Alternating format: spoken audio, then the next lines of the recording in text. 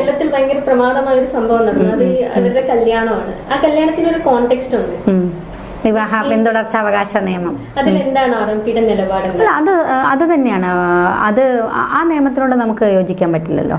പെൺമക്കൾക്ക് അവകാശമില്ലാത്ത പെൺകുട്ടികൾ, ആൺകുട്ടികളില്ലെങ്കിൽ പെൺകുട്ടികൾക്ക് സ്വത്തവകാശം പോകുന്നില്ല. അത് ആ മരുമക്കത്തായ സമ്പ്രദായം നിൽക്കുന്നത് അത് മാറണം. മുസ്ലിം നിയമത്തിൽ പെൺകുട്ടികൾക്ക് ഒട്ടും സ്വാതന്ത്ര്യങ്ങളോ അഭിപ്രായങ്ങളോ ഇല്ലാത്ത വിഭാഗങ്ങൾ, അവരത് സമ്മതിച്ചു തരുന്നില്ലെങ്കിലും അതാണ് പൊതുവായിട്ടുള്ളത്. അതിനെന്താ, എല്ലാ മതക്കാർക്കും തുല്യ പ്രാധാന്യം, മനുഷ്യനായി ജീവിക്കാനുള്ള അവസരം. ഇത് ഇസ്ലാമിൻ്റെ അത്ഭുതകരമായ ഫിലോസഫിയാണ്. ഇസ്ലാമിൽ എന്നെ അടുത്ത് അമ്പരപ്പിക്കുന്നത് സ്ത്രീ സംരക്ഷണമാണ്. ലോകത്തിൽ സ്ത്രീകൾക്ക് ഏറ്റവും കൂടുതൽ സ്വാതന്ത്ര്യം, സ്ത്രീകൾക്ക് ഏറ്റവും കൂടുതൽ സംരക്ഷണം കിട്ടിയത് ഇസ്ലാമിക സമൂഹങ്ങളിലാണ്.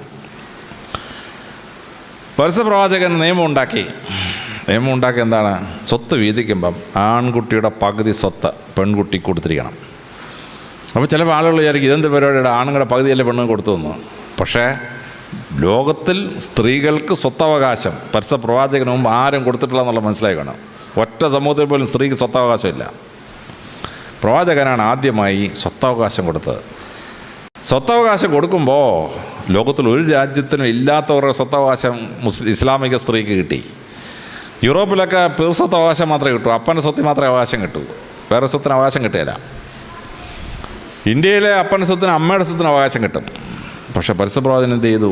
പിതൃസ്വത്തവകാശം, മാതൃസ്വത്തവകാശം, ഭ്രാതൃസ്വത്തവകാശം, പുത്രസ്വത്തവകാശം. അമ്മ ജീവിച്ചിരിക്കുമ്പോൾ ഒരു ആൺകുട്ടി മരിച്ചാൽ അവൻ്റെ സ്വത്തിൻ്റെ 1/6 അമ്മയ്ക്ക് കിട്ടും.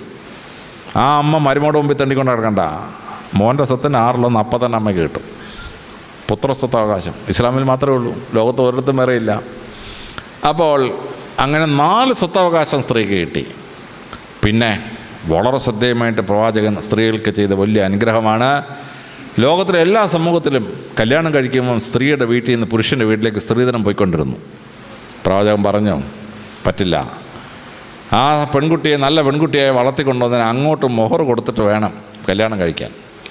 അപ്പോൾ ഇസ്ലാമിക രാജ്യങ്ങളിൽ ഒരു 6 പെൺമക്കളുള്ള ഒരു അമ്മയുണ്ടെങ്കിൽ അവൾ ഇസ്ലാമിലെ ആ ദേശത്തെ ഏറ്റവും പണക്കാരിയാണ്. കേരളത്തിലെങ്ങാനും ഒരു സ്ത്രീക്ക് 6 പെൺമക്കളുണ്ടെങ്കിൽ തൂങ്ങിച്ചാവുകയല്ല, അതല്ല മാർഗ്ഗം ഉണ്ടോയെന്ന് സംശയമാണ്. അപ്പോൾ പെൺകുട്ടികൾക്ക് കല്യാണം കഴിക്കുമ്പോൾ ഒരു മൊഹറും കിട്ടും, സ്വത്ത് വീതം വെക്കുമ്പോൾ പകുതി സ്വത്തും കിട്ടും. അപ്പോൾ മൊഹറും ഈ പകുതി സ്വത്തോടെ കൂട്ടുമ്പോൾ ഇസ്ലാമിക സമൂഹത്തിൽ ആൺകുട്ടി കിട്ടിയതിനേക്കാൾ സ്വത്ത് കൂടുതലാണ് പെൺകുട്ടിക്ക്. മൊഹറും പ്ലസ് പകുതി സ്വത്തും കൂടി. കേരളത്തിൽ മാത്രം പ്രവാചകനേക്കാൾ ബുദ്ധിയുള്ള ചില ആശാന്മാരുണ്ട്.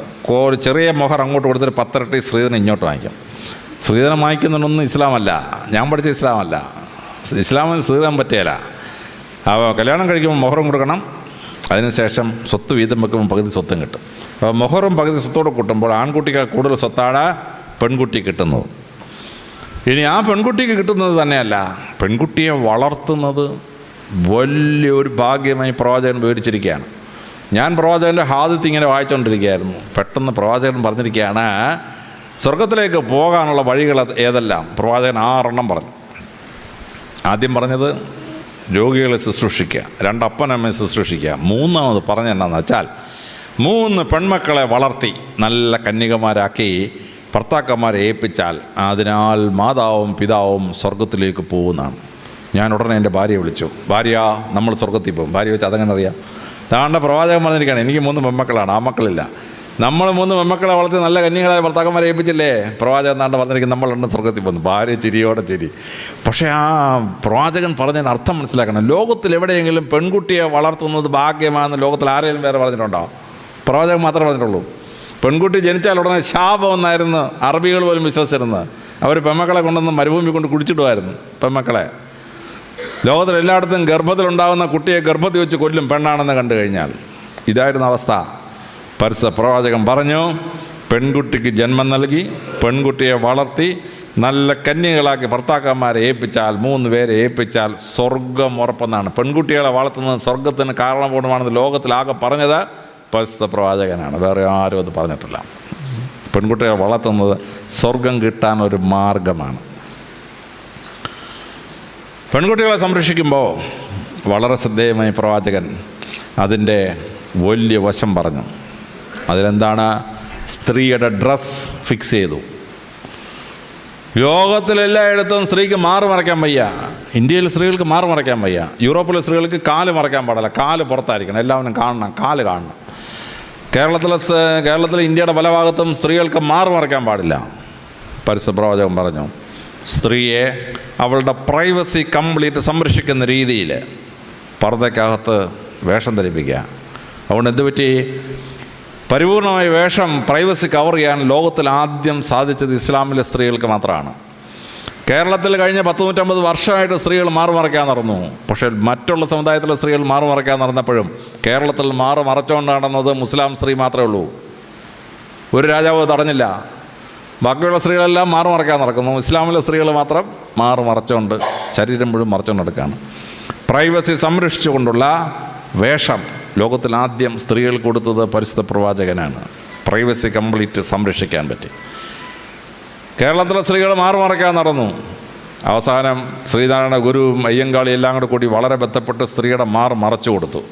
സ്ത്രീയുടെ മറച്ചു കൊടുത്തപ്പോൾ തന്നെ സ്ത്രീകൾ എന്ത് ചെയ്യുന്നത്? പുറകുവശം കീറി കീപ്പോട്ടാക്കി. ബ്ലൗസിൻ്റെ താഴെ ഒരു വള്ളി മാത്രമേ ഉള്ളൂ, പുറകുവശം മുഴുവൻ എക്സ്പോസ്ഡ്.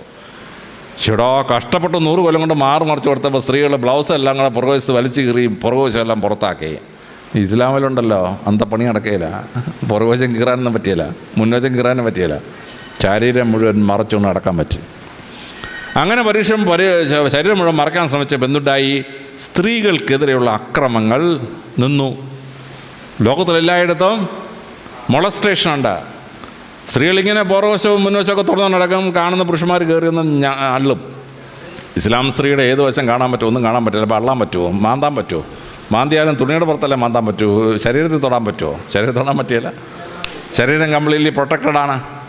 അതുകൊണ്ട് മൊളസ്റ്റേഷൻ എന്നൊരു ക്രൈം ഇസ്ലാമിക രാജ്യങ്ങളൊന്നുമില്ല.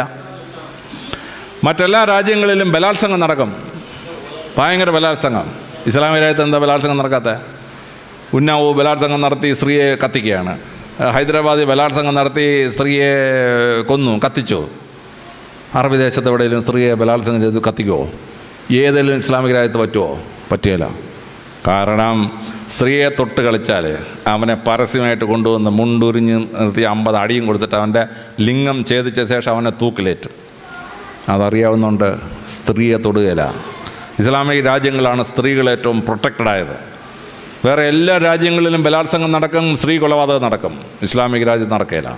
ഏറ്റവും കുറച്ച് ബലാത്സംഗം നടക്കുന്ന രാജ്യം, ഏറ്റവും കുറച്ച് മൊളസ്റ്റേഷൻ നടക്കുന്ന രാജ്യം ഇസ്ലാമിക രാജ്യങ്ങളാണ്. കംപ്ലീറ്റ്ലി പ്രൊട്ടക്റ്റഡാണ്. സ്ത്രീകൾ ഏറ്റവും കൂടുതൽ പ്രൊട്ടക്റ്റഡാണ്. അത് പ്രവാചകനുണ്ടാക്കിയ അതിശക്തമായ വേഷവിധാനവും ജീവിതചര്യയിലുണ്ടാക്കിയ മാറ്റങ്ങളുമാണ് സ്ത്രീയെ സംരക്ഷിച്ചത്. ബലാത്സംഗത്തിൽ ഇതിൽ നിന്നും രക്ഷിച്ചു. ഇനി ഇസ്ലാമിക രാജ്യങ്ങളിൽ പ്രവാചകൻ വരുന്നതിന് മുമ്പ് പെൺകുട്ടി ഉണ്ടായാലേ മരുഭൂമി കൊണ്ട് കുഴിച്ചിടുമായിരുന്നു. ബദർ യുദ്ധവും ഉഹൂദ് യുദ്ധവും കൂടെ കഴിഞ്ഞപ്പോഴത്തോടുകൂടി പുരുഷന്മാരുടെ എണ്ണം കുറവും സ്ത്രീകളുടെ എണ്ണം വളരെ കൂടുതലുമായി. അപ്പോൾ പ്രവാചകന് മനസ്സിലായി പെൺകുട്ടികൾ വിവാഹം കഴിക്കാൻ നിൽക്കുന്ന അവസ്ഥ ഉണ്ടാവും. അങ്ങനെ അവസ്ഥ ഉണ്ടായിക്കഴിഞ്ഞാൽ രാജ്യത്ത് അരാജകത്വം ഉണ്ടാവും, ലൈംഗികമായ അരാജകത്വങ്ങളും വേശ്യാവൃത്തിയും ഉണ്ടാവും. അപ്പോൾ അത് തടയണ്ടേ? പ്രവാചകൻ പറഞ്ഞു, ഒരു പുരുഷന് ഒന്നിലേറെ സ്ത്രീകളെ കല്യാണം കഴിക്കാം. 5 വ്യവസ്ഥയുണ്ട്, തോന്നിവാസം ചെയ്യാൻ പറ്റില്ല. അങ്ങനെ 5 വ്യവസ്ഥ വെച്ച ശേഷം ഒന്നിലേറെ സ്ത്രീകളെ വിവാഹം കഴിക്കാൻ സമ്മതിച്ചെങ്കിലും പ്രവാചകൻ, എൻ്റെ കയ്യിലിരിക്കുന്ന പരിശുദ്ധ ഖുർആൻ്റെ 4-ാമത്തെ ചാപ്റ്ററിൻ്റെ 4-ാമത്തെ ശ്ലോകം, ഒന്നിലേറെ ഭാര്യമാരുണ്ടെങ്കിൽ എല്ലാ സ്ത്രീകളോടും തുല്യ സ്നേഹം പ്രകടിപ്പിച്ചിരിക്കണം. അങ്ങനെ ഒന്നിലേറെ സ്ത്രീകളോട് തുല്യ സ്നേഹം പ്രകടിപ്പിക്കാൻ പുരുഷന് അസാധ്യമായതിനാൽ ഏക ഭാര്യയാണ് ഉത്തമം. ഏക ഭാര്യയാണ് ഉത്തമം. ഇതാണ് പരിശുദ്ധ ഖുർആൻ പറയുന്നത്. ഏക ഭാര്യയാണ് ഉത്തമം. ആ ഏക ഭാര്യയാണ് ഉത്തമം എന്ന് പറയുന്ന നീതിശാസ്ത്രം, ആ നീതിശാസ്ത്രമാണ് ഇസ്ലാമിലെ സ്ത്രീകളെ രക്ഷിച്ചത്. ഇപ്പോൾ കേരളത്തിൽ കണ്ടോളൂ, 1000 പുരുഷന്മാർക്ക് 1058 സ്ത്രീകളാണ് കേരളത്തിൽ. ഹിന്ദു മതത്തിലും ക്രിസ്തു മതത്തിലും 1000 പുരുഷന്മാർ 1000 സ്ത്രീകളെ കല്യാണം കഴിച്ചു. 58 സ്ത്രീകൾ എക്സസ്സാണ്. 58 സ്ത്രീകൾക്ക് ഭർത്താക്കന്മാരില്ല, 1000 പുരുഷന്മാരില്ല. ആ 58 സ്ത്രീകൾ എക്സസ് ആയത് കാരണം ഹിന്ദു മതത്തിലും ക്രിസ്തു മതത്തിലും സ്ത്രീകളുടെ വിവാഹപ്രായം പതുക്കെ 21, 22, 24, 26. ഇപ്പോൾ കേരളത്തിലെ ക്രിസ്ത്യാനികൾക്ക് മിക്കവാറും 26, 27 വയസ്സായിട്ടേ കല്യാണം നടക്കുള്ളൂ. കാരണം 1000 പുരുഷന്മാർക്ക് 1058 സ്ത്രീകളുള്ളതുകൊണ്ട് 1000 പുരുഷന്മാർ 1000 സ്ത്രീകളെ കെട്ടിക്കഴിഞ്ഞാൽ 58 എക്സസ്സാണ്. പക്ഷേ കേരളത്തിലെ ഇസ്ലാമിലെ സ്ത്രീകൾക്ക് ആ പ്രശ്നമില്ല. ഒന്നിലേറെ സ്ത്രീകളെ ഭർത്താക്കങ്ങൾ കല്യാണം കഴിക്കുന്ന പുരുഷന്മാരുണ്ട്, പണമുള്ള പുരുഷന്മാർ. അവർ ആ 58 എക്സസിനെ അങ്ങ് അബ്സോർവ് ചെയ്തു. അപ്പോൾ 1000 പുരുഷന്മാർ 1058 സ്ത്രീകളെ കെട്ടിക്കോളും. അപ്പോൾ കല്യാണം കഴിക്കാതെ പെണ്ണുങ്ങൾ വീട്ടിൽ നിൽക്കുന്ന പ്രശ്നമില്ല. ഇസ്ലാം ആ പ്രശ്നം പരിഹരിച്ച് കേരളത്തിലെ സിറ്റുവേഷൻ ഉണ്ടാകുന്ന 1400 കൊല്ലത്തിന് പ്രവാചകൻ നിയമം ഉണ്ടാക്കി. പക്ഷേ മറ്റു സമുദായങ്ങൾക്ക് രക്ഷയില്ല. കല്യാണം കഴിക്കാതെ സ്ത്രീകൾ നിൽക്കുന്ന അവസ്ഥയുണ്ടായി. അതുകൊണ്ട് എന്തുണ്ടായി? പ്രോസ്റ്റിറ്റ്യൂഷൻ കുറഞ്ഞു. ലോകത്തിലെ മറ്റ് സമൂഹങ്ങളിലെല്ലാം പ്രോസ്റ്റിറ്റ്യൂഷനുണ്ട്. ഇസ്ലാമിൽ പ്രോസ്റ്റിറ്റ്യൂഷൻ ഇല്ല. കാര്യം അൺമാരീഡായിട്ട് ഫ്രീ സപ്ലൈ വിമനെ കിട്ടുന്നില്ല ഇസ്ലാമിൽ. ഒരു പുരുഷൻ ഒന്നിലേറെ സ്ത്രീകളെ കല്യാണം കഴിക്കുന്നുണ്ട്. അൺമാരീഡ് വിമൻ ജീവിക്കാൻ വേണ്ടി പ്രോസ്റ്റിറ്റ്യൂഷൻ പോകുന്നൊരവസ്ഥ ഇസ്ലാമിലില്ല. അതുകൊണ്ട് ഇസ്ലാമിക രാജ്യങ്ങളിലാണ് ഏറ്റവും കുറച്ച് prostitution. Very very few. No prostitution. Prostitution ചെയ്താൽ സ്വർഗം കിട്ടത്തില്ല. വളരെ ഭംഗിയായിട്ട് അവസ്ഥയുണ്ടാക്കി. പെൺമക്കൾ ശല്യമാണെന്ന് കണ്ടതുകൊണ്ട് ഗർഭത്തിലുള്ള കുട്ടി ആണോ പെണ്ണോ എന്ന് കണ്ടെത്തിയിട്ട് കുഞ്ഞുങ്ങളെ ചിത്രം ചെയ്യാൻ തുടങ്ങി. ഇപ്പം 3 കൊല്ലം ശിക്ഷയുണ്ട്. പണ്ട് ചിത്രം ചെയ്യാൻ ഖുർആൻ പറഞ്ഞു, പരിശുദ്ധ ഖുർആൻ പറഞ്ഞു, സൂറത്തുൽ ഇസ്രത്ത് 134-ാമത്തെ 134-ാമത്തെ സൂറത്തുൽ ഇസ്രത്തിൻ്റെ 134, 135, 136 3 ആയത്തുകൾ. പരിശുദ്ധ ഖുർആൻ പറഞ്ഞു, ഗർഭത്തിലുള്ള കുഞ്ഞിന് ചെലവിനെടുക്കാൻ പറ്റുകയില്ല എന്ന് വിചാരിച്ച് കുഞ്ഞിനെ ചിത്രം ചെയ്താൽ അവളെ വാളിനിരയാക്കണം. അവൾ അള്ളാഹുവിനെതിരെ പാപം ചെയ്യുന്ന ശക്തമായ സംഭവമാണ്. ലോകത്തിലെല്ലായിടത്തും ഗർഭത്തിൽ ലിംഗനിർണ്ണയം നടത്തി കുഞ്ഞുങ്ങളെ കൊല്ലും. ഇസ്ലാമിക രാജ്യങ്ങളിൽ നടക്കത്തില്ല. കാരണം ലിംഗനിർണ്ണയം നടത്താൻ പറ്റിയല്ല. നടത്തിയാലും പെൺകുഞ്ഞാണെന്ന് വിചാരിച്ച് കൊല്ലാൻ പറ്റിയല്ല. അവിടെയാണ് ഇസ്ലാമിൻ്റെ നേട്ടം. സ്ത്രീകളെ പ്രൊട്ടക്റ്റ് ചെയ്യും. തലാഖെല്ലാം അനുവാദം കൊടുത്തു. പക്ഷെ തലാഖിന് അനുവാദം കൊടുത്തതിന് 2 വശമുണ്ട്. ട്രിപ്പിൾ തലാഖ് എന്നൊരു സാധനം പ്രവാചകൻ പറഞ്ഞിട്ടില്ല, പരിശുദ്ധ ഖുർആനിലും ഇല്ല. It is un-Islamic. അല്ലാതെ തലാഖ് ചൊല്ലുമ്പോൾ ആ തലാഖിനകത്ത് ഒരു സേവിങ് ഗ്രേസ് ഉണ്ട്. തികച്ചും യോജിക്കാൻ പറ്റാത്തൊരു വിവാഹം അത് ബലമായി കൂട്ടിക്കെട്ടിക്കൊണ്ട് നടന്ന് അതിനകത്ത് 498-യും 306-ഉം ഉണ്ടായി കൊലപാതക പരമ്പരകൾ ഉണ്ടാകുന്നൊരവസ്ഥ അത് ഇസ്ലാമിൽ ഉണ്ടാവുന്നില്ല. കാരണം if they are not compatible they can say a divorce and separate and marry again, no problem. അപ്പോൾ സ്ത്രീകളെ സംരക്ഷിക്കുന്ന നിയമങ്ങൾ, പരിശുദ്ധ പ്രവാചകൻ ഉണ്ടാക്കിയ നിയമങ്ങൾ സ്ത്രീകളെ രക്ഷിച്ച അതിഗംഭീരമായ നിയമങ്ങളാണ്. സ്ത്രീകളെ ഭരണാധിപത്യത്തിലേക്ക് കൊണ്ടുവന്നു. പ്രവാചകൻ്റെ കാലത്ത് തന്നെ സ്ത്രീകൾക്ക് അഡ്മിനിസ്ട്രേഷനിൽ പങ്കുണ്ടായിരുന്നു. സംസാരിച്ച് അഭിപ്രായം പറയാൻ അവകാശം ഉണ്ടായിരുന്നു. അതുകൊണ്ട് എന്തുണ്ടായി? ഏറ്റവും വലിയ ഇസ്ലാമിക രാജ്യമായ ഇന്തോനേഷ്യയിലെ വനിതാ ഭരണാധികാരി 2 ഉണ്ടായി. മലേഷ്യയിൽ വനിതാ ഭരണാധികാരി ഉണ്ടായി. പാകിസ്ഥാനിൽ വനിതാ പ്രസിഡന്റ് ഉണ്ടായി. ബംഗ്ലാദേശിൽ വനിതാ പ്രസിഡന്റ് ഉണ്ടായി. ഇസ്ലാമിക രാജ്യങ്ങളിൽ എത്രയോ ഇടത്ത് വനിതാ ഭരണാധികാരികളുണ്ടായി. കാരണം വനിതകൾക്ക് മാന്യതയും സ്ഥാനവും കൊടുത്തു ഇസ്ലാമിൽ. അങ്ങനെ സ്ത്രീ വിമോചനം അത്ഭുതകരമായി പ്രവാചകൻ സാധിച്ചെടുത്തു എന്നുള്ളതാണ്. പ്രവാചകൻ വളരെ ശ്രദ്ധേയമായി ചെയ്ത ഒരു 8ാമത്തെ കാര്യമുണ്ട്. അത് ധനം കൈകാര്യം ചെയ്യുന്നുള്ള സംഭവമാണ്. ലോകത്തിലെ എല്ലാ രാജ്യങ്ങളിലും പണക്കാരനായിക്കൊണ്ടിരുന്നു, പാവപ്പെട്ടവനായിക്കൊണ്ടിരുന്നു. അതിനനുസരണമായിട്ടാണ് പണത്തിൻ്റെ ഒഴുക്ക്. പണക്കാരൻ പലിശയ്ക്ക് പണം കൊടുക്കും, പാവപ്പെട്ടവൻ എടുക്കും. അവസാനം പാവപ്പെട്ടവൻ തിരിച്ചടയ്ക്കാൻ വയ്യ, പണക്കാരൻ അവൻ്റെ വസ്തു ജപ്തി ചെയ്തുകൊണ്ട് പോകും. നിരാലംബലായ പാപ്പർ സൂട്ടടിച്ച് കുറേ എണ്ണം. പണക്കാരൻ പിന്നെയും പണക്കാരനാകും. പരിശുദ്ധ പ്രവാചകൻ പറഞ്ഞു, നത്തിങ് ഡൂയിങ്. പലിശ എന്നൊരു സാധനം ഇസ്ലാമിൽ അനുവദനീയമല്ല. ഒരു ബ്ലേഡ് ബാങ്കും മുസ്ലിം നടത്താൻ ഒക്കെയില്ല. നിങ്ങൾ 100 രൂപ കൊണ്ട് ബാങ്കിലിട്ടാൽ 100 കൊല്ലം കഴിഞ്ഞ് എന്നാൽ 100 രൂപയെ കാണത്തുള്ളൂ. 10% പലിശയില്ല. പരിശുദ്ധ പ്രവാചകൻ പറഞ്ഞ ന്യായം വളരെ കറക്റ്റാണ്. ആരാണ് പണം കൊടുക്കുന്നത്? പണം കൊടുക്കുന്നത് പണം അധികമായി കയ്യിലുള്ളവനാണ്. ആരാണ് പണം കടം വാങ്ങിക്കുന്നത്? നിർധനനായ ഒരു മനുഷ്യനാണ് പണം വാങ്ങിക്കുന്നത്. ആ നിർധനനായ മനുഷ്യൻ്റെ കയ്യിൽ നിന്ന് പണം ധനവാൻ്റെ കയ്യിലോട്ട് പോകാൻ പാടില്ല. അതുകൊണ്ട് ഉസൂർ ഈസ് പ്രൊഹിബിറ്റഡ് ഇൻ ഇസ്ലാം. ഒരു ബ്ലേഡ് ബാങ്കും ഇസ്ലാമിൽ നടത്താൻ പറ്റിയില്ല. ഇത് നടത്താൻ പറ്റാതെ വന്നത് കാരണം ഇസ്ലാമിൽ ഉണ്ടായ വലിയ അത്ഭുതമാണ്. ഇസ്ലാമിക രാജ്യങ്ങളിലൊന്നും ക്യാപിറ്റലിസം വേരുപിടിച്ചില്ല, മുതലാളിത്തം വേരുപിടിച്ചില്ല. മുതലാളിത്തം വേരുപിടിക്കാൻ ഇസ്ലാം സമ്മതിച്ചിട്ടില്ല. കാരണം പണക്കാരനാവുന്ന പാവപ്പെട്ടവനാവുന്ന ഒരു എക്കണോമിക്സ് ഇസ്ലാമിന് അനുവദനീയമല്ല. തന്നെയുമല്ല, പണക്കാരൻ അവൻ്റെ സമ്പത്തിൻ്റെ 2.5% പാവപ്പെട്ടവരിലേക്ക് ഒഴുക്കണം, സക്കാത്ത്. അപ്പോൾ ആ നിയമം ഉണ്ടാക്കിയപ്പോൾ പരസ്യപ്രവാചകന് കൃത്യമായ നിയമം ഉണ്ടാക്കി. ഒരു ദിവസത്തെ വരുമാനം കൊടുക്കണമെന്ന് പറഞ്ഞിരുന്നെങ്കിൽ ഒരാണ്ടിൽ ഏറ്റവും കുറച്ച് പൈസ ഉണ്ടായ ദിവസത്തെ വരുമാനം അവനും കൊടുത്തന്നെയായിരുന്നു കണക്ക് ശരിയാക്കാൻ. പ്രവാചകൻ അതൊക്കെ തല്ല, ഇൻകം ടാക്സ് കണക്കാക്കുന്ന പോലെ ഒരു കൊല്ലത്തെ ഇൻകം കണക്കാക്കുക, എന്നിട്ട് അതിൻ്റെ 2.5% പാവപ്പെട്ടവനിലേക്ക് കൊടുക്കണം. അപ്പോൾ പാവപ്പെട്ടവൻ്റെ പണം പണക്കാരന് പോയിക്കൊണ്ടുവന്ന സിസ്റ്റം മാറ്റി പണക്കാരൻ്റെ പണം പാവപ്പെട്ടവനിലേക്ക് പോകുന്ന സിസ്റ്റം പരിശുദ്ധ പ്രവാചകൻ ഉണ്ടാക്കി. ഇത് അതിശ്രദ്ധേയമായ ഒരു നിയമ സംഹിതയാണ്. അതുകൊണ്ടാണ് ഇസ്ലാമിക രാജ്യങ്ങളിലൊന്നും ക്യാപിറ്റലിസം അല്ലെങ്കിൽ മുതലാളിത്തം ഉണ്ടായില്ല. യൂറോപ്പും ഏഷ്യയും മുഴുവൻ ഫ്യൂഡലിസം ഉണ്ടായി. ഭൂ ഉടമ സമ്പ്രദായത്തിലൂടെ ഭൂ ഉടമസ്ഥനുണ്ടായി. കേരളത്തിൽ മങ്കൊമ്പ് പൊട്ടർക്ക് 2 ലക്ഷം പറ നിലമായിരുന്നു. 2 ലക്ഷം പറ നിലം. കായൽ രാജാവ് മുരിക്കന് 30,000 ഏക്കർ സ്ഥലം. ഇസ്ലാമിൽ ഇപ്പണി പറ്റിയല്ല. ഇസ്ലാമിൽ പാവപ്പെട്ടവൻ കൂടുതൽ പാവപ്പെട്ടവൻ സമ്പ്രദായം ഇല്ല. അവനിലേക്ക് പണക്കാരൻ്റെ പണം സക്കാത്തിലൂടെ ഒഴുകും. ദാരിദ്ര്യം ഉണ്ടാവാൻ സമ്മതിക്കുകയില്ല. ദാരിദ്ര്യന് രാജ്യവും ധനവാനും സപ്പോർട്ട് കൊടുക്കും. അതുകൊണ്ട് ഇസ്ലാമിക രാജ്യങ്ങളിൽ ഫ്യൂഡലിസം ഉണ്ടായില്ല. ഇസ്ലാമിക രാജ്യങ്ങളിൽ ക്യാപിറ്റലിസം ഉണ്ടായില്ല. മുതലാളിത്ത വ്യവസ്ഥ ഉണ്ടായില്ല. ഇസ്ലാമിക രാജ്യങ്ങളിൽ ഭൂമിയുടെ ഉടമസ്ഥാവകാശം അവന് കൊടുത്തത് കാരണം ഇസ്ലാമിക രാജ്യങ്ങളിൽ ഭൂവുടമ സമ്പ്രദായം ഉണ്ടായില്ല. ഇസ്ലാമിക രാജ്യങ്ങൾ സ്വന്തമായി സ്വത്തുള്ള, സ്വന്തമായി വീടുള്ള ഒരു ജനസമൂഹമായി ഇസ്ലാം മാറി. ഇത് വളരെ ശ്രദ്ധേയമായി നമ്മൾ മനസ്സിലാക്കേണ്ടതാണ്. ഇതേറ്റവും ഭംഗിയായി നമ്മൾ മനസ്സിലാക്കുന്നൊരു സംഭവമാണ് സലാഡിൻ്റെ പ്രസിദ്ധമായ ജീവിതം. സലാഡിൻ ജെറുസലേം പിടിച്ചടക്കിയ രാജാവാണ്. സലാഡിൻ ജെറുസലേം പിടിച്ചടക്കാനായിട്ട് വന്ന കുരിശ് യുദ്ധങ്ങളിലൂടെ ജെറുസലേം പിടിച്ചെടുത്ത് അവിടെ താമസിക്കുന്ന ക്രിസ്ത്യാനികൾ താമസിക്കുമ്പോൾ അദ്ദേഹം ജെറുസലേമിൻ്റെ മതിലുകൾക്കെതിരെ ബോംബാർഡ് ചെയ്തു. 50 മീറ്റർ നീളത്തിൽ മതിലിടിഞ്ഞ് താഴെ വീണു. മതിലിടിഞ്ഞ് താഴെ വീണ് കഴിഞ്ഞപ്പോൾ സലാഡിൻ സൈന്യത്തോട് പുറകോട്ട് മാറാൻ പറഞ്ഞു. എന്നിട്ടൊരു സന്ദേശം കൊടുത്തയച്ചു, ക്രിസ്ത്യാനികളുടെ നേതാവ് പുറത്തു വരണം, സമാധാന സന്ധിക്കായി പുറത്തു വരണം. ക്രിസ്ത്യാനികൾ അമ്പരന്ന് പോയി. അവരുടെ നേതാവായി ലിയാണ്ടർ പുറത്തു വന്നു. സലാഡിൻ പറഞ്ഞു, ലിയാണ്ടറെ, ഞാൻ എൻ്റെ സൈന്യത്തെ പുറകോട്ട് മാറ്റിയിരിക്കുകയാണ്.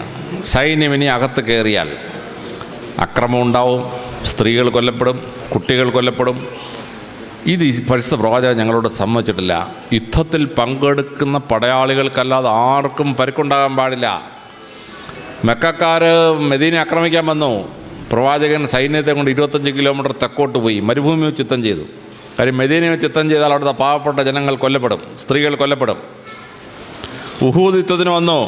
പ്രവാചകൻ സൈന്യത്തെ കൊണ്ട് പുറത്തു വന്നു, മരുഭൂമി വെച്ച് യുദ്ധം ചെയ്തു. പട്ടാളക്കാർക്ക് മാത്രമേ പരിക്ക് പറ്റുള്ളൂ. അങ്ങനെ പരിക്ക് പറ്റുന്ന ഒരു സമ്പ്രദായത്തിൽ നിങ്ങൾ നിങ്ങളുടെ സ്ത്രീകളെയും കുട്ടികളെയും എല്ലാം കൂട്ടി നിങ്ങളുടെ സ്വത്തൊക്കെ എടുത്തുകൊണ്ട് നിങ്ങൾ നേരെ ലെബനോനിലോട്ട് പോക്കോളാം. അവിടെ ക്രിസ്ത്യൻ ഭൂരിപക്ഷ പ്രദേശമാണ്, അവിടെ പോയി താമസിച്ചോളാൻ പറഞ്ഞു. ലിയാണ്ടർ സലാഡിനോട് ചോദിച്ചു, സലാഡിനെ 1096 ക്രിസ്ത്യാനികൾ ഈ ജെറുസലേം പിടിച്ചടക്കുമ്പോൾ നടന്നതെന്താണെന്ന് അങ്ങേക്കറിയാമോ? അദ്ദേഹം പറഞ്ഞ്, എൻ്റെ വല്യപ്പൻ പറഞ്ഞ് ഞാൻ കേട്ടിട്ടുണ്ട്. ക്രിസ്ത്യാനികളോടൊന്ന് ജെറുസലേം പിടിച്ച ശേഷം അതിനകത്തുള്ള മുഴുവൻ മുസ്ലിങ്ങളെയും വെട്ടി ഞുറുക്കി കഷണമാക്കി കത്തിച്ചു. ലിയാണ്ടർ പറഞ്ഞു, ഇതങ്ങേക്ക് അറിയാമെങ്കിൽ പിന്നെ അങ്ങ് എന്തിനാണ് ഞങ്ങളോട് ഈ മര്യാദ കാണിക്കുന്നത്? സലാഡിൻ പറഞ്ഞു, അത് നിങ്ങളുടെ സംസ്കാരം. പരിശുദ്ധ പ്രവാചകൻ ഞങ്ങളെ പഠിപ്പിച്ചിട്ടുണ്ട്, നിരായുധനായ ഒരാൾ ആക്രമിക്കപ്പെടാൻ പാടില്ല, സ്ത്രീകൾ കൊല്ലപ്പെടാൻ പാടില്ല, കുട്ടികൾ കൊല്ലപ്പെടാൻ പാടില്ല. അതുകൊണ്ട് പ്രവാചകൻ പഠിപ്പിച്ച തത്വം അനുസരിച്ച് നിങ്ങൾ പൊക്കോളാൻ പറഞ്ഞു. ലിയാണ്ടർ തൻ്റെ സ്ത്രീകളെയും കുട്ടികളെയും ആടുമാടുകളെയും സ്വർണവും ഒക്കെ എടുത്തുകൊണ്ട് നേരെ ലെബനോനിൽ പോയി. മുഴുവൻ ക്രിസ്ത്യാനികളും പോയി കഴിഞ്ഞിട്ടാണ് സലാഡിൻ ജെറുസലേമിൽ പ്രവേശിച്ചു. ഒറ്റ മനുഷ്യൻ കൊല്ലപ്പെട്ടില്ല.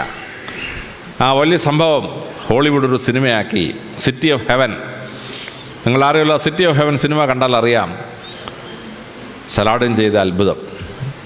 ഈ സലാഡിൻ 1194 മരണശയ്യയിലായി. സലാഡിൻ തൻ്റെ ഡോക്ടറെ വിളിച്ചു, ഡോക്ടറെ, ഞാനിനി എത്ര കാലം ജീവിച്ചിരിക്കും?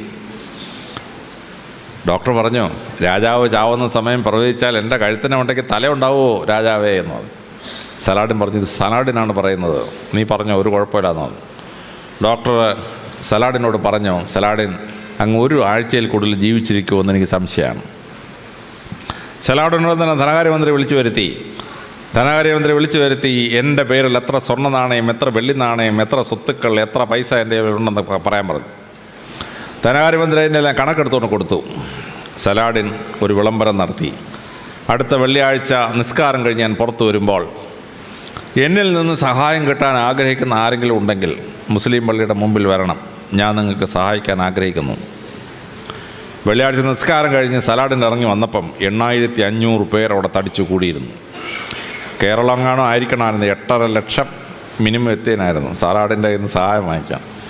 അറബികൾ മര്യാദക്കാരാണ്, അവർ 8500 പേരെ വന്നുള്ളൂ. വന്നവർക്കെല്ലാം സലാഡിൻ ഒരു സ്വർണ്ണ നാണയം വെച്ച് കൊടുത്തു. വന്നവർക്കെല്ലാം സലാഡിൻ 40 വെള്ളി നാണയം കൊടുത്തു. സലാഡിൻ അവരോട് ചോദിച്ചു, നിങ്ങൾക്ക് സ്വന്തമായി വീടില്ലാത്ത വസ്തുവില്ലാത്തൊരു കൈവെക്കാൻ പറഞ്ഞു. അങ്ങനെ കൈവക്കി സലാഡിൻ്റെ പേരിലുണ്ടായിരുന്ന വസ്തുക്കൾ ഈക്വലായിട്ട് വീതിച്ചു കൊടുത്തു. ഒരാൾക്ക് 20 ഏക്കർ വെച്ച് കിട്ടി. അവിടെ നിന്നവർക്കല്ല, കൈവക്കിയവനല്ല. നിങ്ങളിൽ ഈ വസ്തു കിട്ടിയിട്ട് വീട് വെക്കാൻ പൈസ ഇല്ലാത്ത എത്ര പേരുണ്ടെന്ന് ചോദിച്ചു. കൈവക്കി തൻ്റെ കയ്യിലുണ്ടായിരുന്ന ബാക്കി മുഴുവൻ പൈസയും ഈക്വലായിട്ട് കൈവക്കിയവർക്ക് വീതിച്ചു കൊടുത്തു. 8500 പേരും സന്തോഷമായിട്ട് പോയി. സലാഡിൻ ധനാര്യമന്ത്രിയോട് ചോദിച്ചു, ഇനി എൻ്റെ പേരിൽ എന്തെങ്കിലും ബാക്കിയുണ്ടോ? ധനാര്യമന്ത്രി പറഞ്ഞു, ഒന്നുമില്ല, അങ്ങ് നിസ്വനാണെന്ന് പറഞ്ഞു. സലാഡിൻ പറഞ്ഞു, ഞാൻ മരിക്കാൻ തയ്യാറായിരിക്കുന്നു. എന്നിട്ട് അദ്ദേഹം ഒരു കൽപ്പന പുറപ്പെടുവിച്ചു, ഒരു വിൽപ്പത്രം. ഞാനത് വായിച്ച് അമ്പരന്ന് പോയി. എന്തൊരു വിൽപ്പത്രം! അദ്ദേഹം പറഞ്ഞു, സാധാരണ രാജാക്കന്മാർ മരിക്കുമ്പോൾ ചെങ്കോലും കിരീടവും മോതിരവും അഴിച്ചു മാറ്റും.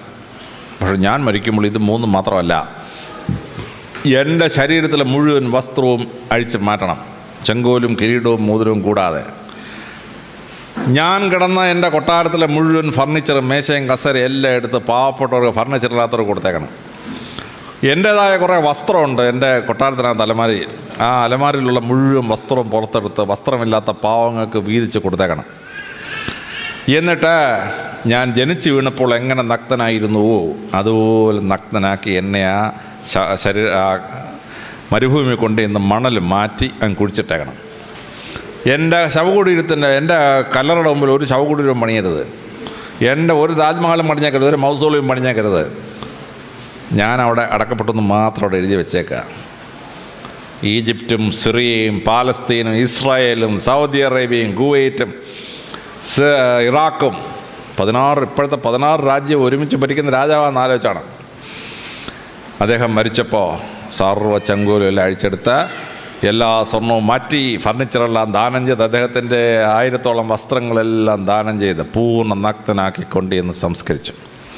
ആ വിൽപ്പത്രം അവസാനിക്കുമ്പോൾ സലാഡിൻ പറഞ്ഞിരിക്കുന്നു, നിസ്വനായി ജനിച്ചാൽ നിസ്വനായി പോകണമെന്ന് പ്രവാചകനായ മുഹമ്മദ് നബി പഠിപ്പിച്ചത് ഞാനിതാ നടപ്പാക്കുന്നു. ഇപ്പോഴും സലാഡിൻ്റെ ശവകുടീരത്തിൽ ചെന്നാൽ 4-5 കല്ലിങ്ങനെ വെച്ചിട്ടുണ്ടെങ്കിൽ അവിടെ ഒരു ചെറിയ കുറിപ്പുണ്ട്, ഹിയർ സലാഡിൻ ഈസ് ബറീഡ്.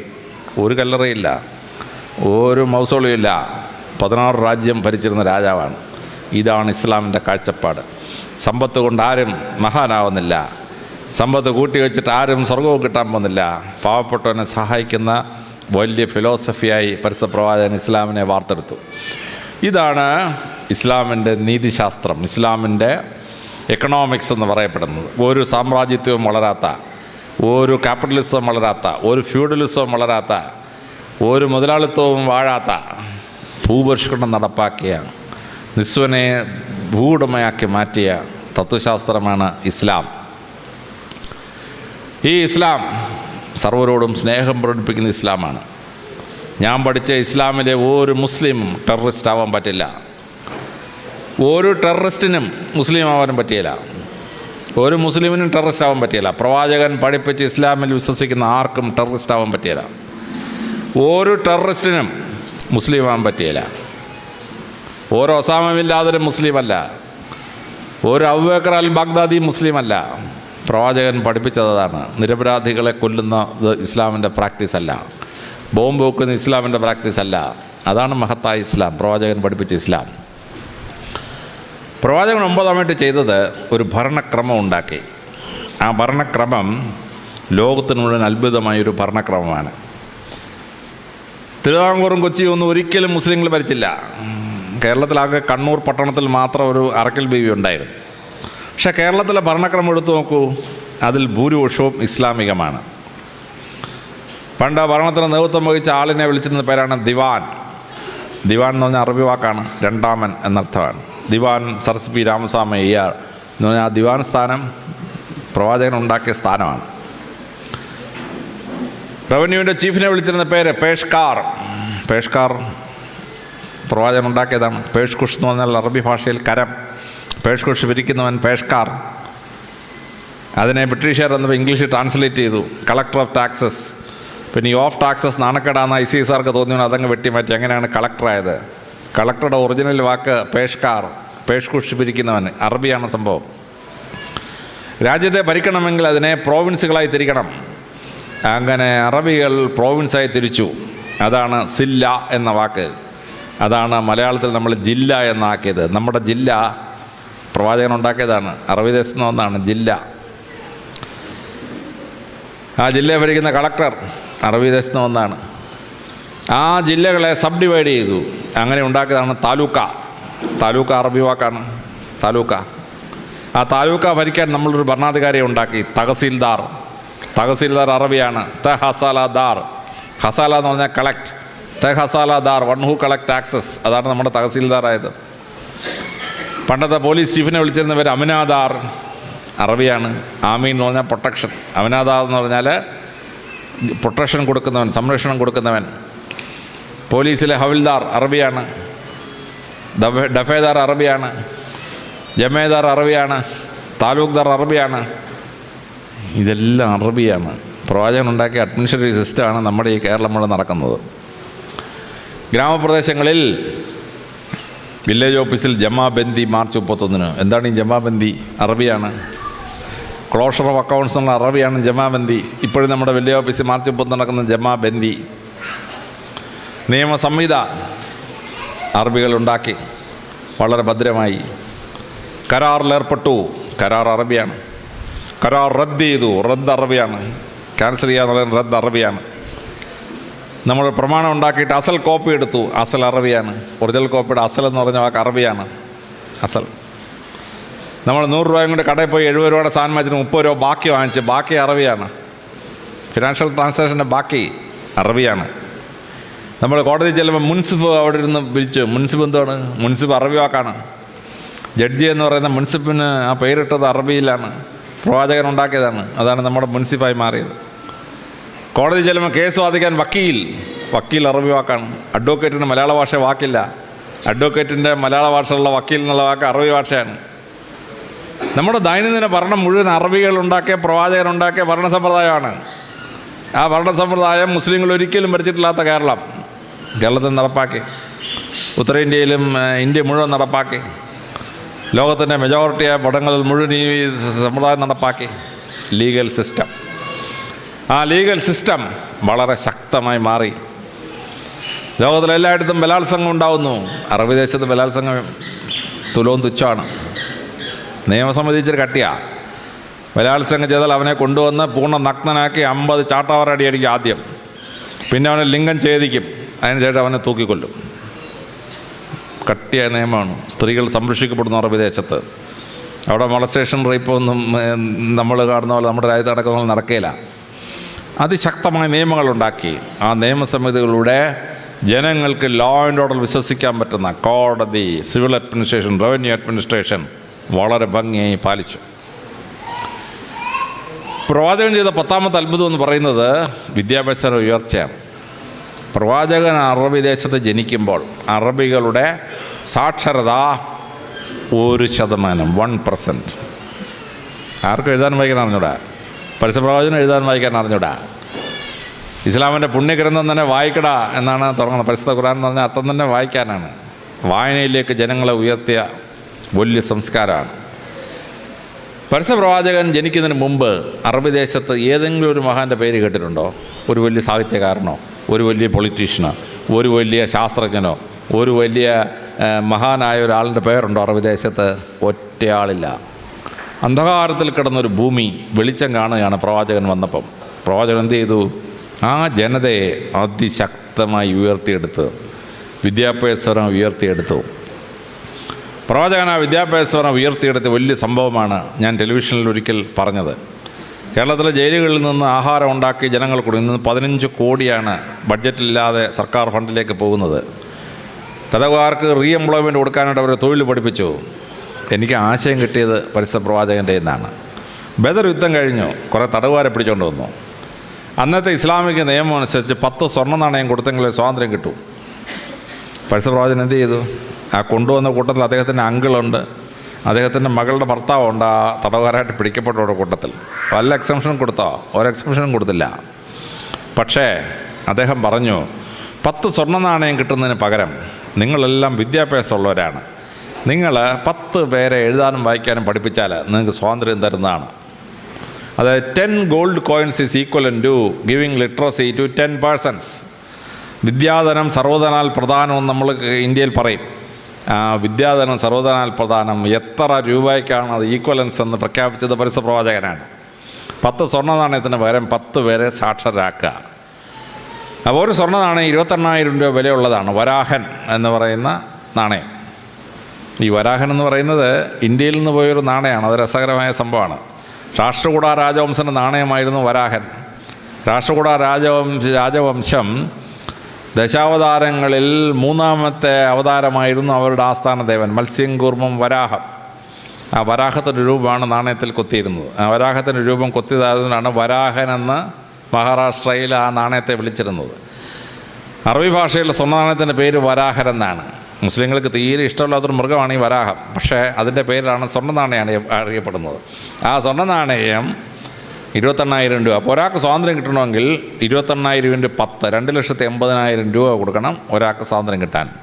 പ്രവാചകൻ പറഞ്ഞു, നിങ്ങൾ ഈ 2,80,000 രൂപ അവിടെ നിന്ന് കൊണ്ടുവരാനൊന്നും പറ്റില്ല. നിങ്ങളൊരു കാര്യം ചെയ്യും, 10 പേരെ പഠിപ്പിക്കണം. 10 പേരെ പഠിപ്പിച്ച് കഴിഞ്ഞാൽ നിങ്ങൾക്ക് സ്വാതന്ത്ര്യം തരാം. അങ്ങനെ അറബികളെ ഈ തടവുകാരെ പഠിപ്പിച്ചു. 10 പേരെ സാക്ഷരരാക്കിയപ്പോൾ സ്വാതന്ത്ര്യം കൊടുത്തു. സ്വാതന്ത്ര്യം കൊടുത്തു കഴിഞ്ഞാൽ അവരോട് പ്രവാചകൻ പറഞ്ഞു, നിങ്ങളിപ്പോൾ സ്വതന്ത്രരാണ്, പക്ഷേ നിങ്ങൾക്ക് ഞങ്ങൾ അധ്യാപകരായിട്ട് ഞാൻ ജോലി തരാം, നിങ്ങളിവിടെ അറബികളെ സാക്ഷരരാക്കാൻ പറഞ്ഞു. അങ്ങനെ അറബികൾക്ക് സാക്ഷരത കിട്ടി. ഇവരെ സാക്ഷരത എന്ന് പറഞ്ഞ സിസ്റ്റം ഉണ്ടാക്കി. അറബികൾക്ക് സാക്ഷരത ഉണ്ടാക്കി. ഏറ്റവും സാക്ഷരരായ ഒരു ജനസമൂഹമായിട്ട് വാർത്തു. ഇസ്ലാം പോയ സ്ഥലത്തൊക്കെ സർവകലാശാലകൾ സ്ഥാപിച്ചു. ഇന്ത്യയിലെ ബുദ്ധമതം സ്ഥാപിച്ചാണ് സർവകലാശാലകൾ. നളന്ദയും തക്ഷശിലയും വിക്രമശിലയും ഉദന്തപുരിയൊക്കെ. ആ സർവകലാശാലകൾ മുസ്ലിങ്ങൾ കോപ്പി ചെയ്തു. മുസ്ലിങ്ങൾ കോപ്പി ചെയ്ത് അവർ ബാഗ്ദാദ് സർവകലാശാല ഉണ്ടാക്കി, ഈജിപ്തിൽ കെയ്റോ സർവകലാശാല ഉണ്ടാക്കി, സ്പെയിനിൽ കൊർഡോബ സർവകലാശാല ഉണ്ടാക്കി. അതിഗംഭീരമായ ലൈബ്രറികൾ അതിൻ്റെ ഭാഗമായി. 100 കൊല്ലം കൊണ്ട് പൊളിറ്റിക്കൽ ക്യാപിറ്റൽ വിദ്യാഭ്യാസ തലസ്ഥാനത്തേക്ക് മാറി. ഇറാഖിൻ്റെ തലസ്ഥാനം ബാബിലോണായിരുന്നു. പക്ഷേ 100 കൊല്ലം കഴിഞ്ഞപ്പോൾ തലസ്ഥാനം ബാഗ്ദാദിലേക്ക് മാറി. ഈജിപ്തിൻ്റെ തലസ്ഥാനം മെംഫിസ് ആയിരുന്നു. 100 കൊല്ലം കെയ്റോ യൂണിവേഴ്സിറ്റി ഫംഗ്ഷൻ എന്ന് കഴിഞ്ഞപ്പോൾ ഈജിപ്തിൻ്റെ തലസ്ഥാനം കെയ്റോയിൽ വന്നു. സ്പെയിനിൻ്റെ തലസ്ഥാനം മാഡ്രിഡ് ആയിരുന്നു. പക്ഷേ 100 കൊല്ലം കഴിഞ്ഞപ്പോൾ കൊർഡോബായിലോട്ട് വന്നു തലസ്ഥാനം. ഈ യൂണിവേഴ്സിറ്റികൾ ലോകത്തിന് അറിവ് മുഴുവൻ സമാഹരിച്ച് വെച്ചു. യൂറോപ്പ് മുഴുവൻ അന്ധകാര യുഗത്തിൽ പോയി. ആ അറിവ് മുഴുവൻ ശേഖരിച്ച് വെച്ചത് മുസ്ലിങ്ങളാണ് അവരുടെ യൂണിവേഴ്സിറ്റികളിൽ. ഓവിഡിൻ്റെ മുഴുവൻ പുസ്തകവും നഷ്ടപ്പെട്ടിരുന്നു. അത് മുഴുവൻ അറബിയിൽ നിന്ന് റീട്രാൻസ്ലേറ്റ് ചെയ്തിട്ടാണ് നമ്മൾ കാണുന്ന ഓവിഡുള്ളത്. അരിസ്റ്റോട്ടലിൻ്റെ പകുതി ബുക്ക് നഷ്ടപ്പെട്ടു പോയിരുന്നു, കത്തിപ്പോയിരുന്നു. അരിസ്റ്റോട്ടലിൻ്റെ ബുക്കുകൾ അറബികൾ ട്രാൻസ്ലേറ്റ് ചെയ്ത് വെച്ചിരുന്നു. അത് റീട്രാൻസ്ലേറ്റ് ചെയ്തിട്ടാണ് നാം കാണുന്ന അരിസ്റ്റോട്ടലിൻ്റെ പല ബുക്കും നമ്മൾ കാണുന്നത്. അങ്ങനെ വിശ്വസാഹിത്യവും വിശ്വത്തിലുള്ള നോളജും അവർ ട്രാൻസ്ലേറ്റ് ചെയ്ത് വെച്ചു. പക്ഷേ അവരതിൻ്റെ ഒറിജിനൽ കോപ്പി എടുത്തില്ല.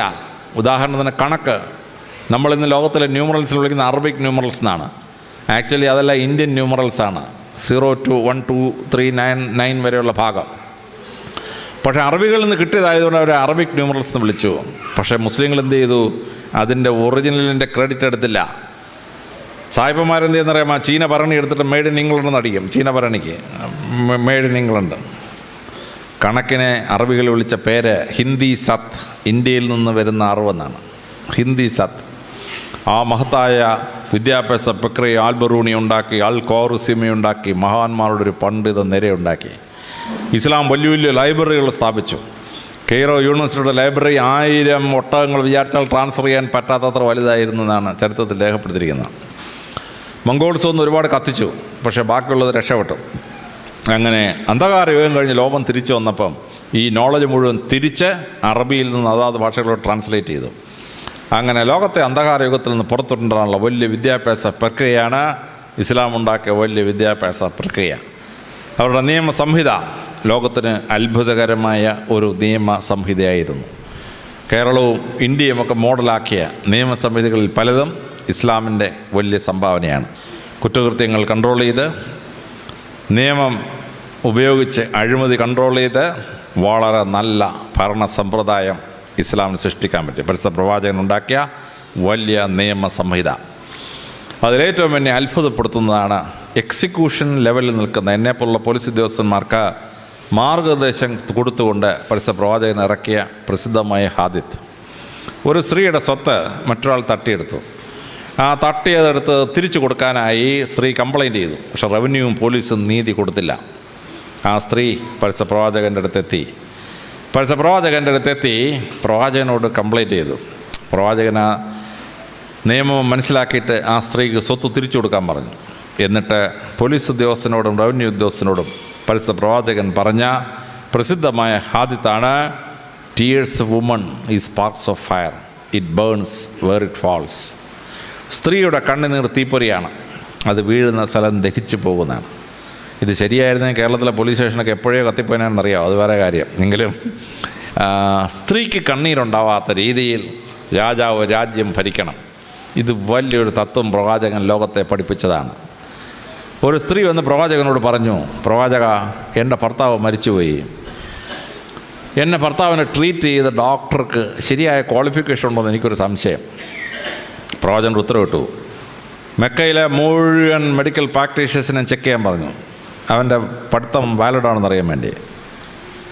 19 എണ്ണത്തിനെ പിടിച്ച് ഈ വ്യാജ ഡോക്ടർമാരൊന്നും ഉണ്ടായിരുന്നപ്പോഴാണ് ഇത് വായിച്ചപ്പോഴാണ് മനസ്സിലായത്. എല്ലാ വ്യാജനെയും അദ്ദേഹം പിടികൂടി. ഒരാൾക്ക് പ്രാക്ടീസ് ചെയ്യണമെങ്കിൽ അവൻ ക്വാളിഫൈഡ് ആയിരിക്കണം. പ്രവാചകൻ്റെ അടുത്തൊരു സ്ത്രീ വന്ന് പറയുന്നു, ഞങ്ങളുടെ മരിപ്പച്ചയിൽ എൻ്റെ ഭർത്താവ് മരിച്ചുപോയി, ചികിത്സിക്കാൻ ഡോക്ടറില്ലായിരുന്നു പ്രവാചക, അതുകൊണ്ടാണ് സംഭവിച്ചത്. പ്രവാചകൻ ഒറ്റ കൽപ്പന ഇറക്കി, 5 ഒട്ടകങ്ങളെ കൊണ്ടുവരാൻ പറഞ്ഞു. ഒട്ടകത്തിൻ്റെ പുറത്ത് 5 ഡോക്ടർമാരെ കയറ്റി എല്ലാ മരിപ്പച്ചകളും പോയി രോഗികളെ ചികിത്സിക്കാൻ പറഞ്ഞു. സഞ്ചരിക്കുന്ന മെഡിക്കൽ കോളേജ് പരിശുദ്ധ പ്രവാചകൻ ഉണ്ടാക്കിയതാണ്. ഡോക്ടർ 9 മണ്ടയ്ക്ക് പേരും വെച്ചിട്ട് വാടായോടെ പേഷ്യൻസ് എല്ലാം എന്ന് പറഞ്ഞ പരിപാടിയൊക്കത്തില്ല. പ്രവാചകൻ പറഞ്ഞു, ഡോക്ടർ രോഗി എവിടെയാണെന്ന് വെച്ചാൽ അവിടെ പോയി ചികിത്സിക്കണം. അതാണ് പ്രവാചകൻ്റെ അത്ഭുതകരമായ സിസ്റ്റം എന്ന് പറയുന്നത്. ആത്മഹത്യ ഇസ്ലാമിൽ വളരെ കുറവാണ്. എന്താ കാര്യം? അതാണ് ഇസ്ലാമിൻ്റെ മഹത്വം എന്ന് പറയുന്നത്. ഇന്ത്യയിൽ ലോകത്തിൽ 1 ലക്ഷം പേർ ഒരു കൊല്ലം ജീവിച്ചിരിക്കുമ്പോൾ 8 പേർ ആത്മഹത്യ ചെയ്യും. ഇന്ത്യയിലത് 9ആണ്. പക്ഷേ കേരളത്തിൽ 35 പേർ ആത്മഹത്യ ചെയ്യും. 1 ലക്ഷം പേർ ഒരു കൊല്ലം ജീവിച്ചിരിക്കുമ്പോൾ 35 ആത്മഹത്യയാണ്. അതിലേറ്റവും വലിയ ആത്മഹത്യ നടക്കുന്നത് സൂയിസൈഡ് വില്ലേജ് ഓഫ് ഇന്ത്യ എന്ന് വിളിക്കുന്ന സ്ഥലമാണ്. നൂറനാട് കുഷ്ഠരോഗാശുപത്രിയിരിക്കുന്ന സ്ഥലം. ആ ഗ്രാമത്തിലാണ് ഏറ്റവും കൂടുതൽ സൂയിസൈഡ്. 1 ലക്ഷം പേർ ഒരു കൊല്ലം ജീവിച്ചിരിക്കുമ്പോൾ 62 പേർ ആത്മഹത്യ ചെയ്യും. പക്ഷേ ഇതേ കേരളത്തിൽ തന്നെയാണ് മലപ്പുറം ജില്ല. മലപ്പുറം ജില്ലയിൽ 1 ലക്ഷം പേർ ഒരു കൊല്ലം ജീവിച്ചിരിക്കുമ്പോൾ 4 പേരെ ആത്മഹത്യ ചെയ്യത്തുള്ളൂ. സൗദി അറേബ്യയാണ് ലോകത്തിലെ ഏറ്റവും ആത്മഹത്യ കുറവുള്ളത്. 0.4% സൗദി അറേബ്യയിലെ ആത്മഹത്യാ നിരക്ക്. കാര്യം എന്താണ്? ഇസ്ലാം ലോകത്തെ പഠിപ്പിച്ചു, ആത്മഹത്യ ചെയ്യുന്ന ലോകവും പോകുന്നു, പരലോകവും പോകുന്നു. മദ്രസയിൽ കുട്ടി 4 വയസ്സ് കഴിയുമ്പോൾ തന്നെ കുട്ടിയെ പറഞ്ഞ് മനസ്സിലാക്കുകയാണ്, ആത്മഹത്യ ദൈവത്തിന് മുമ്പാകെ നിരപ്പാകാത്ത സാധനമാണ്. കുട്ടിയുടെ മനസ്സിനകത്ത് ആത്മഹത്യക്കെതിരെ ഒരു തത്വം ഉണ്ടാകുകയാണ്.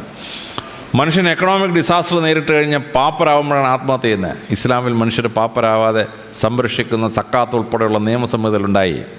അപ്പോൾ പണം ഒട്ടുമില്ലാതെ വസ്തുവില്ലാതെ ഒരാൾ ചാവേണ്ട, ആത്മഹത്യ ചെയ്യേണ്ട അവസ്ഥയില്ല. അവന് സംരക്ഷണം കിട്ടുന്നുണ്ട്, ആഹാരം എവിടെ നിന്നെങ്കിലും കിട്ടും, അവൻ പാപ്പരാവില്ല. അവന് ഹോപ്പ്ലെസ് എന്നൊരു സിറ്റുവേഷൻ വരുമ്പോൾ അവൻ ആത്മഹത്യ ചെയ്യാതിരിക്കാൻ വേണ്ടി അവനെ തിയോളജിയിലും ഫിലോസഫിയിലും പരിശുദ്ധ ഖുർആനിലെ ശക്തമായ നിയമത്തിലൂടെ പ്രൊട്ടക്റ്റ് ചെയ്തിരിക്കുകയാണ്. അതുകൊണ്ട് ലോകം മുഴുവൻ ആത്മഹത്യ ചെയ്യുമ്പോൾ ഇസ്ലാമിൽ ആത്മഹത്യ സൗദി അറേബ്യയിൽ 0.5, കേരളത്തിൽ ആവറേജ് 35, മലപ്പുറത്ത് 4%.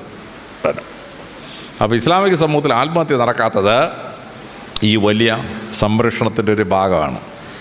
അപ്പോൾ ലോകമെങ്ങും മനുഷ്യന് നല്ല ജീവിതചര്യയും മനുഷ്യനായി ജീവിക്കാനുള്ള പ്രാക്ടീസും കിട്ടിയത് ഇസ്ലാമിൻ്റെ വലിയ സംഭാവനയാണ്, പരിശുദ്ധ പ്രവാചകൻ്റെ വലിയ സംഭാവനയാണ്.